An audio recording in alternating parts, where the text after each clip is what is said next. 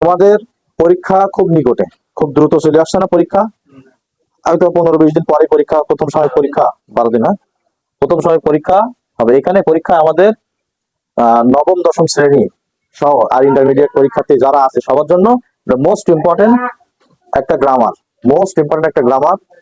এই গ্রামারটা এত গুরুত্বপূর্ণ, এখানে প্রত্যেকটা প্রশ্নের মান এক করে থাকবে, প্রত্যেকটা গ্রামের মান এক করে থাকবে, এবং একটি শব্দ বসাতে বলে 1 মার্ক। তাহলে সেন্টেন্স কানেক্টর বলতে আমরা কি বুঝি? কানেক্টর মানে হলো যে শব্দ বা শব্দ সমষ্টি যে কোনো একটা ওয়ার্ড থেকে আরেকটা ওয়ার্ড অথবা একটা সেন্টেন্স থেকে আরেকটা সেন্টেন্সকে যুক্ত করতে ব্যবহৃত হয়, সেটাকে কানেক্টর বলা হয়। এবার সেটা যদি সেন্টেন্স থেকে সেন্টেন্সকে যুক্ত করা হয় সেন্টেন্স কানেক্টর, কথা বোঝা গেছে? আর যদি ওটা মনে করো সেন্টেন্স ছাড়া অনেক সময় কোনো একটা ওয়ার্ড থেকে আরেকটা ওয়ার্ড, একটা পার্সোনাল স্পিচ থেকে আরেকটা পার্সোনাল স্পিচকে যুক্ত করতে ব্যবহৃত হতে পারে। তো এই সেন্টেন্স কানেক্টরের বেশ কয়েকটা গুরুত্বপূর্ণ নিয়ম আছে, তার ভিতরে আজকে আমরা সবচেয়ে গুরুত্বপূর্ণ পাঁচটা নিয়ম আমরা আজকে আলোচনা করছি। আজকে আমাদের আলোচনা করব পার্ট 1। এই পার্ট 1 এ আমাদের 5টা আলোচ্য বিষয়। পার্ট 1 আমরা আগামী একটা ক্লাসে পার্ট 2 নিয়ে আলোচনা করব, সেখানে আর 5টার মতো নিয়ম দেব, যেগুলো বললে আমাদের অধিকাংশ প্রশ্ন আমরা অ্যান্সার করতে পারবো। তো প্রথমে খেয়াল করো, আমাদের প্রথমটা বলছে যে পূর্ববর্তী অর্থাৎ আগে, পূর্ববর্তী বাক্যের তথ্য সম্পর্কে অর্থাৎ তথ্যের সাথে সাদৃশ্য বজায় রাখতে। সাদৃশ্য মানে কি? তার সাথে মিল রাখতে যে শব্দগুলো আমরা ব্যবহার করতে পারি কানেক্টর হিসেবে, সেই শব্দগুলো আমাদের এখানে লেখা আছে। Similarly, likewise, in the same way, also and besides. যেমন আমরা বলতে পারি mister Rahman is a teacher. এরপরে আমাদের একটা গ্যাপ দিয়ে বললো কি হি ইজ এ ডক্টর।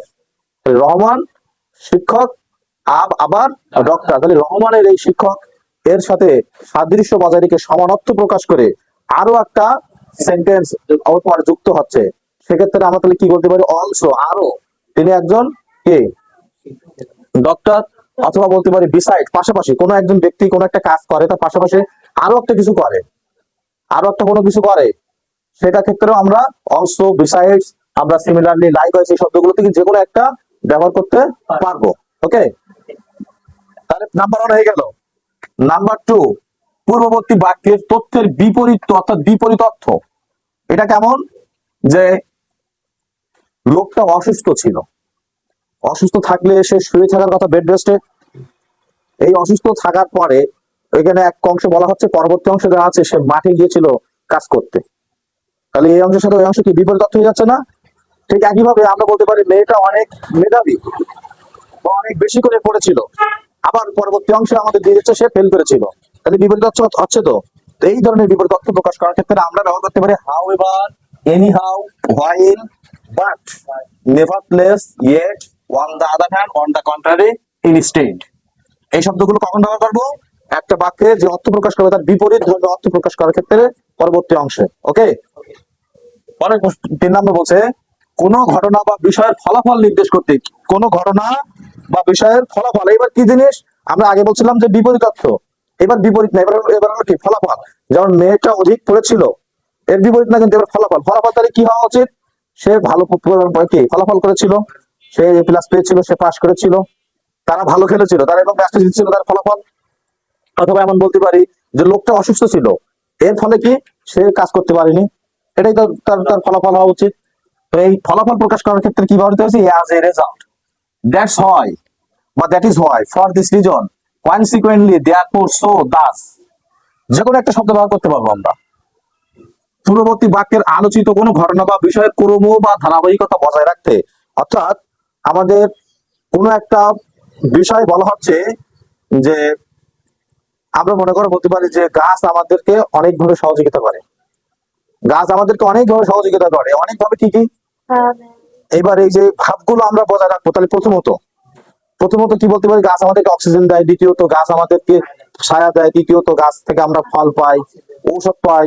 এই সমস্ত হাবিজাবি ধারাবাহিকতাগুলো বিভিন্নভাবে ধারণা বর্ণনা করছি না? মোবাইল ফোন আমাদের অনেকভাবে উপকার করে। মোবাইল ফোন কিভাবে উপকার করে? আমরা মোবাইল ফোনের মাধ্যমে দূরবর্তী স্থানের সাথে সহজে যোগাযোগ করতে পারি। মোবাইল ফোনের মাধ্যমে আমরা কি বিভিন্ন তথ্য, বিভিন্ন খবর পেয়ে থাকি। মোবাইল ফোনে আমরা হিসাব নিকাশ করতে পারি কিনা?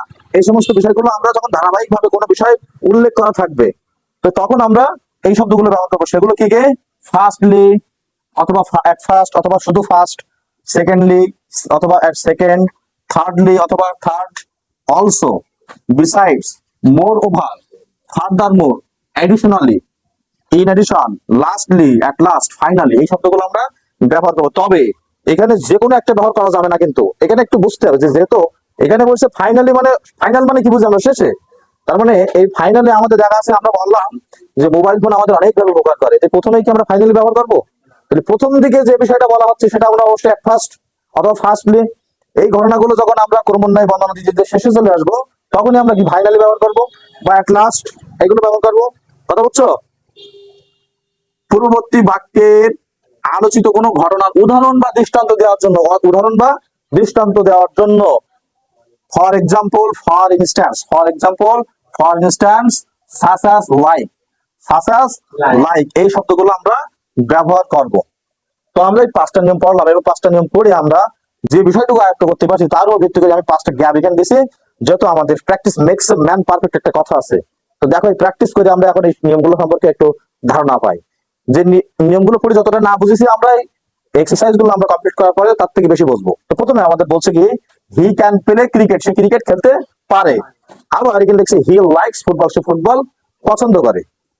তাহলে আমাদের ফুটবল, সে ক্রিকেট সে খেলতে পারে আর ফুটবলও পছন্দ করে। অনেকে যে খেলাটা সে খেলতে পারে সেটাই পছন্দ করে, ওর পাশাপাশি আর একটা কিছু সে পছন্দ করতে পারে, অথবা সে আর একটা খেলতেও পারে। এখানে লাইক না দিয়ে সে পেলেও দিতে পারে। তার মানে কি হচ্ছে, এই শব্দের এই অংশের সাথে এই অংশকে বিপরীত হচ্ছে, না উদাহরণ দেওয়া হচ্ছে, না সাদৃশ্য বা সমানত্ব প্রকাশ করছে, বা একাধিক একজন ব্যক্তির সম্পর্কে একাধিক তথ্য প্রদান করছে। কোনটা? সাদৃশ্য বা একজন ব্যক্তির একাধিক তথ্য, একজন ব্যক্তির সম্পর্কে একাধিক কার্যক্রম সংগঠিত আছে। তাহলে সেক্ষেত্রে আমরা কি ব্যবহার করতে পারি? এই প্রথমটাতে ব্যবহার করতে পারি। আমরা লিখতে পারি কি, similarly, likewise, also, and beside, যে কোনো একটা ব্যবহার করতে পারি। তাহলে আমরা বলতে পারি কি, he can play cricket, say cricket খেলতে পারে। অলসো, অলসো মানে কি আরো, আরো he likes football, say football পছন্দ করে। বিসাইডস পাশাপাশি, এন্ড এবং, তাহলে সে ক্রিকেট খেলতে পারে এবং সে ফুটবল পছন্দ করে, আরো সে ফুটবল পছন্দ করে, পাশাপাশি সে ফুটবল পছন্দ করে, একই সাথে সে ফুটবল পছন্দ করে। পারি কিনা এগুলো দিতে? তাহলে আমরা বুঝতে পারলাম এটা কখন কেমন অর্থে ব্যবহৃত হবে। পরের প্রশ্ন দেখো, হি ফেইলড ইন ইংলিশ, সে ইংরেজিতে ফেল করেছে। আর he got GPA 5 in math, অঙ্কে সে A+ পেয়েছে। তাহলে এই পাশে ইংরেজিতে ফেল করেছে আর ওই পাশে A+ পেয়েছে। তাহলে কেমন অর্থ? বিপরীত অর্থে আমরা কি কি ব্যবহার করছিলাম? বিপরীত হচ্ছে however, anyhow, while, but, nevertheless, yet, on the other hand, on the contrary, instead, যে কোনো একটা আমরা ব্যবহার করতে পারবো। তা আমাদের চিন্তা থেকে ছোট ছোট শব্দ ব্যবহার করবো, ভুল বানান, ভুল ভুল যাওয়ার সম্ভাবনা কম থাকবে। তাহলে আমরা লিখতে পারি কি, বাট, যেহেতু সেন্টেন্সে পরে হলে বলাতে দেবো, বাট লিখতে পারি আমরা। আমরা লিখতে পারি কি, however লিখতে পারি, on the other hand, on the contrary, instead, যে কোনো একটা লিখলেই হবে। তোমরা অনেক সময় একটা অ্যান্সার শিটে দেখবা কি, এখানে আমাদের বাটটাও এক জায়গায়, আবার আরেক জায়গায় দেখবা যে একই রকম ধরুন সেখানে বাট না দিয়ে সেখানে দিয়েছে অন দা আদার হ্যান্ড। এখানে আমরা আবার লিখতে পারি দো অলদো দিতে পারি, এরকম দিতে পারি, বিপরীত অর্থের ক্ষেত্রে এগুলো দিতে পারি। কিন্তু আমাদের মনে রাখতে হবে যে এই শব্দগুলো সব সিনোনিম, সমার্থক শব্দ।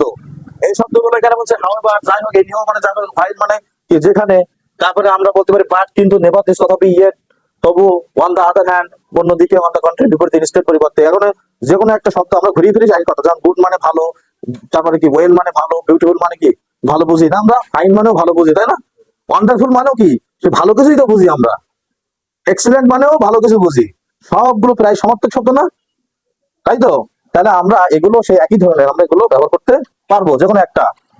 এরপরে আসো, তাহলে আমাদের বলছে কি, হি স্টাডিড হার্ড, সে কঠোর অধ্যয়ন করেছিল, অনেক বেশি পড়েছিল। হি পাসড ইন দ্য এক্সাম, সে পরীক্ষায় পাশ করেছিল। তাহলে কেমন অর্থ প্রকাশ করছে এই অংশ ছাড়া ওই অংশের? ফলাফল না, সে অধিক পড়েছিল এবং সে পরীক্ষা পাশ করেছিল, ফলাফল প্রকাশ করছে না। তাহলে আমরা ফলাফল প্রকাশ করার জন্য কি ব্যবহার করতে পারি? ফলাফল প্রকাশের জন্য আমরা এই যে as a result, that is why, for this reason, consequently, therefore, so, thus, যে কোনো একটা। তাহলে আমরা এখানে সো লিখতে পারি অথবা অ্যাজ এ রেজাল্ট লিখতে পারি। As a result, so, as a result, যার ফলে, যেই কারণে, সেই জন্য। পারি কিনা লিখতে? পরে কোশ্চেন, ইয়েস্টারডে, গতকাল, আই বট মেনি থিংস, আমি অনেক জিনিস কিনেছিলাম। কি কতটা কিনেছিলাম? অনেক। দেখো একটা বলছে আই বট এ শার্ট, আবার বলছে কি বট এ মোবাইল, আমি শার্ট কিনেছিলাম, মোবাইল কিনেছিলাম। আমি এই যে অনেকগুলো জিনিস কিনেছি, ধারাবাহিক ভাবে বর্ণনা দিচ্ছে না। আবার ধারাবাহিকতা বর্ণনা দিতে কি কি ব্যবহার করবো? ফার্স্ট বা ফার্স্টলি, এট ফার্স্ট, অথবা সেকেন্ডলি, থার্ডলি, অলসো বিসাইডস, যেগুলো যে কোনো একটা আমরা ব্যবহার করতে পারি। তাহলে প্রথমে আমরা লিখতে পারি কি ফার্স্টলি অথবা অ্যাট ফার্স্ট। এখানে আমরা একটু অ্যাড দিলাম, অ্যাট ফার্স্ট, অ্যাট ফার্স্ট প্রথমত বা ফার্স্টলি প্রথমে, আই বট আমি কিনেছিলাম shirt. Secondly, I bought A mobile, যদি তারপর আরো কিছু থাকে। থার্ডলি, তারপর আবার যদি কিছু লাগে আমি না পাচ্ছি না, এবার কি ফোর্থলি, তারপর না পারলে এবার কি বিসাইডস, আবার অ্যান্ড দিতে পারি আমরা। তারপরে একদম শেষের দিকে যখন যে ঘটনাটা হবে ফাইনালি দিতে পারি। এরপরে আবার হচ্ছে পূর্ব কৈশাতা, tree helps us in many ways, গাছ আমাদেরকে অনেক ভাবে সহযোগিতা করে। ইট গিভস আস অক্সিজেন, এটা আমাদের কি দেয়? অক্সিজেন দেয়, অক্সিজেন। তাহলে এখানে লিখবো কি আমরা, এই যে গাছ আমাদেরকে অনেক ভাবে সহযোগিতা করে, এর একটাই মাত্র উদাহরণ দিচ্ছে এখানে। এখানে কিন্তু অনেকগুলো উদাহরণ দেয়নি, অনেকগুলো উদাহরণ যদি দিত এখানে তাহলে আমরা তখন লিখলাম firstly it gives us oxygen, secondly it gives us food, thirdly it gives us shelter, আশ্রয় দেয়, তাই না? এরকম ভাবে আমরা লিখতে পারতাম, কিন্তু এখন আমাদের তো একটা মাত্র উদাহরণ দিয়ে দিয়েছে, তাহলে আমরা যেমন সাসেস, তাহলে আমরা লিখতে পারি কি এটা উদাহরণ দিচ্ছে, তাহলে সেই উদাহরণ দেওয়ার ক্ষেত্রে কি হতে পারে, হয়েছে এই যে ফর এক্সাম্পল, তাহলে আমরা লিখতে পারি কি ফর এক্সাম্পল, অথবা লিখতে পারি সাস অ্যাজ, লাইক, যে কোনো একটা আমরা লিখতে পারি। তো আশা করি আমরা এই নিয়মগুলো বুঝতে পারছি। খুব সুন্দরভাবে আমরা আরেকটু প্র্যাকটিস করবো এটা বাসায়, তাহলে হয়ে যাবে। কারেক্টার খুবই সহজ একটি গ্রামার, কিন্তু অধিকাংশ স্টুডেন্টরা এ থেকে দূরে থাকে, মনে করে অনেক কঠিন, অনেক ভয়